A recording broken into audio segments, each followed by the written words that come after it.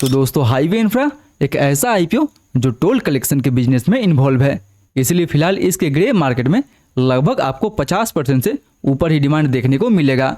But दोस्तों जैसे कि आप जानते ही हैं कि जीएमपी एक टेंटेटिव गेन होता है जो मार्केट को देखते हुए कभी भी ऊपर नीचे हो सकता है। इसलिए अगर हमें इस आईपीओ में अप्लाई करना होगा तो हमें इस कंपनी के फंडामेंटल को देखना होगा, वैल्यूएशन को देखना होगा एंड मोस्ट इंपॉर्टेंट इसके बिजनेस को देखना होगा। एंड इन सारे फैक्टर को देखने के बाद ही हमें इसके लेटेस्ट जीएमपी को देखना होगा। उसके बाद ही हमें डिसीजन लेनी चाहिए कि हमें इस आईपीओ में अप्लाई करनी चाहिए या फिर नहीं करनी चाहिए।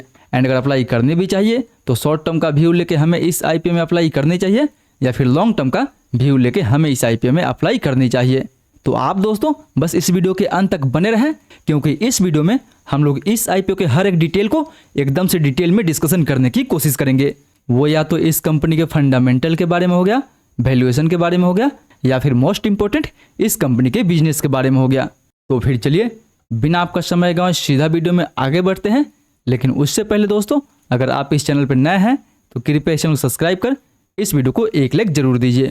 फिर चलिए अब आगे बढ़ते हैं और सबसे पहले बात कर लेते हैं इस कंपनी के बिजनेस के बारे में कि आखिर ये कंपनी काम क्या करती है, इस कंपनी का मेन रेवेन्यू सोर्स क्या है। तो दोस्तों अगर बात करें इस कंपनी के काम के बारे में तो ये जो कंपनी है वो हाईवे पे toll tax collection, APC infra and even real estate के बिजनेस में भी इन्वॉल्व है।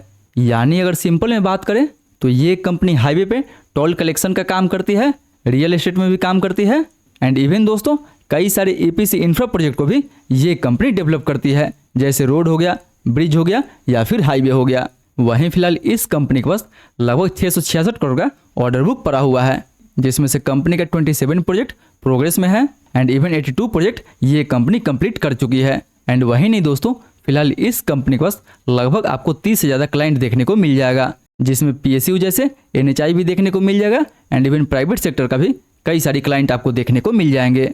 यानी ये कंपनी इंफ्रास्ट्रक्चर से बिलोंग करती है, जिसका मेन रेवेन्यू दोस्तों टोल कलेक्शन से आता है। वहीं बात करें कंपनी के फंडामेंटल के बारे में तो दोस्तों कंपनी का फंडामेंटल तो उतना अच्छा नहीं बट ठीक ठाक आपको देखने को मिल जाएगा, क्योंकि कंपनी के प्रॉफिट में तो अच्छा ग्रोथ है बट रेवेन्यू में देखा जाए तो कंपनी के रेवेन्यू में कोई कंसिस्टेंसी हमें नजर नहीं आ रही है। बट ओवरऑल फिलहाल अगर पिछले एक साल के बारे में बात करें तो FY24 से FY25 के बीच में लगभग हमें 13% के आसपास ग्रोथ देखने को मिला हुआ है। जबकि अगर प्रॉफिट के बारे में बात करें तो दोस्तों प्रॉफिट में लगभग हमें 5% का ही ग्रोथ देखने को मिला हुआ है। बट दोस्तों अगर रेवेन्यू एंड प्रॉफिट के मुकाबले अगर कंपनी के प्रॉफिट मार्जिन के बारे में बात करते हैं तो फिलहाल अभी का इसका जो प्रॉफिट मार्जिन है वो पिछले 2 ईयर से काफ़ी बेटर है। यानी अभी इसका प्रॉफिट मार्जिन 4.5% के आसपास है, जो पिछले साल की तुलना में काफ़ी बेटर है। वहीं इसका ROE 19%, ROCE 16%, EBITDA लगभग 6% एंड डेट टू इक्विटी लगभग 0.61 का है। यानी फिलहाल अभी इस कंपनी के पास लगभग 71 करोड़ का डेट पड़ा हुआ है। यानी डेट टू इक्विटी भी लगभग 1 से नीचे है, जो कि बेटर माना जाएगा। इसीलिए अगर ओवरऑल फंडामेंटल वाइज बात करें तो दोस्तों मिला जुला के ये जो कंपनी है वो फंडामेंटल वाइज ठीक ठाक है। बट केवल फंडामेंटल से कुछ नहीं होने वाला है दोस्तों, हमें बात करना होगा कंपनी के वैल्यूएशन के बारे में कि आखिर ये जो कंपनी है अपना आईपीओ किस वैल्यूएशन पे लेके आ रही है। इसलिए दोस्तों इस कंपनी के वैल्यूएशन को देखने के लिए हम इस कंपनी को इसके peer group Uday Shiv Kumar infra and IRB infra से कंपेयर करेंगे एंड देखेंगे कि ये जो कंपनी है अपना आईपीओ किस वैल्यूएशन पे लेके आ रही है। तो दोस्तों सबसे पहले इनके वैल्यूएशन मैट्रिक्स यानी पी रेशियो के बारे में बात करें तो फिलहाल हाईवे इंफ्रा का पी रेशियो 22 के आसपास है, जबकि उदय शिव कुमार एक लॉस मेकिंग कंपनी है, इसलिए इसका पी रेशियो लगभग आपको माइनस में ही देखने को मिल जाएगा। जबकि अगर बात करें IRB के पी रेशियो के बारे में तो इसका पी रेशियो लगभग आपको 44 के आसपास देखने को मिल जाएगा। यानी डायरेक्टली आप हाईवे इंफ्रा को IRB से कंपेयर करते हैं तो यहाँ पे आपको देखने को मिल जाएगा कि हाईवे का जो पी रेशियो है वो IRB इंफ्रा का लगभग आधा है, क्योंकि IRB का पी रेशियो लगभग 44 के आसपास है, जबकि हाईवे का पी रेशियो लगभग 22 के आसपास है। वही नहीं दोस्तों अगर आप इनका अर्निंग पर शेयर भी देखते हैं तो हाईवे का अर्निंग पर शेयर भी लगभग 3.4 रुपये के आसपास है, जबकि IRB का अर्निंग पर शेयर लगभग ₹1.12 के आसपास है। यानी EPS एंड पी रेशियो के मुकाबले में ये जो कंपनी है दोस्तों वो अपना आईपीओ काफ़ी अट्रैक्टिव वैल्यूएशन पे लेके आ रही है।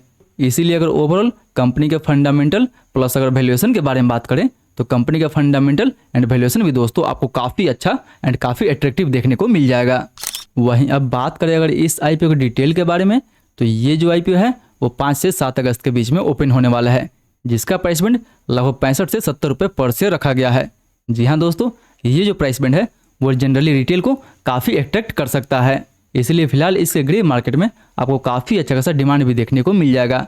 वही नहीं दोस्तों, अगर बात करें इसके टोटल इशू साइज के बारे में, तो इस आईपीओ का टोटल इशू साइज 130 करोड़ का रहने वाला है, जिसमें से 97 करोड़ के आसपास फ्रेश इशू होगा एंड 32 करोड़ के आसपास ऑफर फॉर सेल रहने वाला है। यानी मैक्सिमम पैसा कंपनी के पास जाने वाला है, जिसको ये कंपनी अपने बिजनेस ग्रोथ के लिए यूज करेगी। वहीं 5 रुपये के फेस वैल्यू पे मिनिमम हम इसमें 1 लॉट अप्लाई कर सकते हैं। 1 लॉट में हमें 211 शेयर मिलेगा, जिसके लिए हमें 14,770 रुपये तक इन्वेस्ट करना होगा। वही नहीं, अगर बात करें दोस्तों इस आईपीओ में कोटा के बारे में, तो फिलहाल इस आईपीओ में रिटेल के लिए 35% का कोटा दिया गया है, जो देखा जाए तो रिटेल के लिए जनरली काफ़ी अच्छा माना जाएगा, क्योंकि इस आईपीओ का टोटल इशू साइज केवल 130 करोड़ का ही रहने वाला है, जो देखा जाए तो काफ़ी कम है।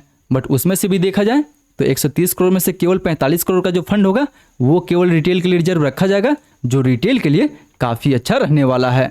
वहीं ये आईपीओ 5 से 7 अगस्त के बीच में ओपन रहेगा, जिसका अलॉटमेंट आपको 8 अगस्त को देखने को मिल जाएगा। एंड बाई चांस अगर आपको इस आईपीओ का अलॉटमेंट नहीं मिलता है तो इसका रिफंड आपके खाते में 11 अगस्त को भेज दिया जाएगा। बट अगर आपको इस आईपीओ का अलॉटमेंट मिलता है तो इसका शेयर भी 11 अगस्त को ही आपके डीमेट अकाउंट में क्रेडिट कर दिया जाएगा। एंड बात अगर करें इसके लिस्टिंग के बारे में, तो दोस्तों इसका जो लिस्टिंग डेट रखा गया है वो 12 अगस्त को रखा गया है। जी हाँ दोस्तों, ये आईपीओ 12 अगस्त को आपको मार्केट में लिस्ट होते हुए नजर आ जाएगा। इसीलिए फिलहाल दोस्तों इन सारे फैक्टर को देखते हुए अब अगर हम बात करें कि क्या हमें इस आईपीओ में अप्लाई करनी चाहिए या फिर नहीं करनी चाहिए, एंड अगर अप्लाई करनी चाहिए तो लिस्टिंग गेंस के हिसाब से अप्लाई करनी चाहिए या फिर लॉन्ग टर्म का व्यू लेके हमें इस आईपीओ में अप्लाई करनी चाहिए। तो अगर सबसे पहले दोस्तों अगर बात करें लिस्टिंग गेंस के बारे में, तो फिलहाल इसके ग्रे मार्केट में लगभग आपको 60% के आसपास डिमांड देखने को मिल जाएगा। यानी अगर 60% के हिसाब से भी देखा जाए तो लगभग कहीं ना कहीं आपको 8500 के आसपास तक पर लॉट पे प्रॉफिट देखने को मिल सकता है। तो दोस्तों अगर आपको 1 लॉट पे जब इतना ज़्यादा प्रॉफिट देखने को मिल रहा है तो मेक श्योर कि आपको इस आईपीओ में लिस्टिंग गेंस के लिए ज़रूर अप्लाई करनी चाहिए। बट याद रहे दोस्तों कि जीएमपी एक टेंटेटिव गेन होता है, जो मार्केट को देखते हुए कभी भी ऊपर नीचे हो सकता है।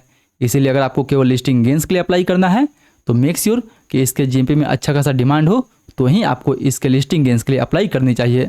बट दोस्तों वैसे तो देखा जाए तो इस आईपीओ का इशू साइज काफ़ी छोटा रहने वाला है, इसलिए इस आईपीओ का डिमांड भी वैसे ही आपको देखने को मिल जाएगा। यानी इस आईपीओ ग्रे मार्केट में भी काफ़ी ज़बरदस्त डिमांड आपको देखने को मिल जाएगा। इसीलिए ये जो आईपीओ है वो लिस्टिंग गेंस के लिए भी काफ़ी अच्छा रहने वाला है। बट वहीं अगर बात करें कि क्या ये जो आईपीओ है वो लॉन्ग टर्म के लिए अच्छा रहेगा या फिर नहीं रहेगा, तो फिलहाल दोस्तों देखा जाए तो कंपनी के ज़्यादातर रेवेन्यू टोल कलेक्शन से आता है, क्योंकि ये कंपनी दिल्ली मेरठ एक्सप्रेसवे जैसे बड़े बड़े टोल कलेक्शन को ऑपरेट करती है। इसीलिए मेजर रेवेन्यू इसका टोल कलेक्शन से ही आपको देखने को मिल जाएगा। बट वही नहीं दोस्तों, कंपनी के जो पोर्टफोलियो है वो काफ़ी डाइवर्सिफाइड है, जो इस कंपनी के लिए काफ़ी अच्छा रहने वाला है। वही कंपनी का फंडामेंटल भी ओवरऑल अच्छा है एंड वैल्यूएशन भी आपको काफ़ी अट्रैक्टिव देखने को मिल जाएगा। एंड वही नहीं दोस्तों, अगर बात करें कंपनी के बिजनेस के बारे में, तो ओवरऑल कंपनी जो है वो इंफ्रास्ट्रक्चर से बिलोंग करती है, जिसका डिमांड दोस्तों आगे आपको काफ़ी अच्छा देखने को मिल जाएगा, क्योंकि ये कंपनी गवर्नमेंट डिपार्टमेंट के लिए भी काम करती है and as well as private parties के लिए भी काम करती है। इसलिए ये जो कंपनी है वो लॉन्ग टर्म के लिए भी काफ़ी अच्छा रहने वाली है। बट फिलहाल अभी हमें इतना अच्छा लिस्टिंग गेंस मिल रहा है तो मैं तो इस आईपीओ में केवल लिस्टिंग गेंस के लिए अप्लाई करने वाला हूँ। बाकी आपका क्या ओपिनियन है? आप इस आईपीओ में लिस्टिंग गेंस के लिए अप्लाई करने वाले हैं या फिर लॉन्ग टर्म के लिए अप्लाई करने वाले हैं, वो भी हमें नीचे कमेंट करके ज़रूर बताएं। तो आई होप दोस्तों आज का वीडियो आपको काफ़ी इन्फॉर्मेटिव लगा होगा। अगर वीडियो अच्छा लगे तो वीडियो को लाइक करें, चैनल सब्सक्राइब करें एंड जो भी आपका सवाल है मेक श्योर कि नीचे हमें कमेंट करके ज़रूर पूछें। फिर मिलते हैं अगले वीडियो में, तब तक आप इस वीडियो को टैप करके NSDL वर्सेस CDSL का फुल कंपेरिजन देखना ना भूलें।